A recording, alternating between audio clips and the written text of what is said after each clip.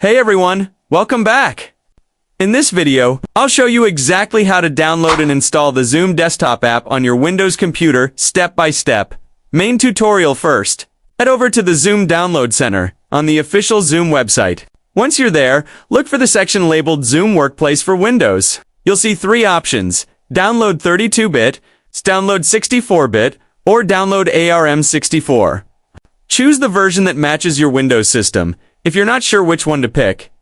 You can check your system type by going to your computer's settings under System, then About. Next. Once you click the download button, the Zoom installer called zoominstaller.exe will automatically start downloading. If it doesn't start by itself, simply double-click the installer file once it's downloaded to begin the installation manually. Follow the on-screen instructions to complete the setup. The installation process usually takes just a few moments. After the installation is complete, you'll see a Zoom icon appear on your desktop. Double-click this icon to open Zoom.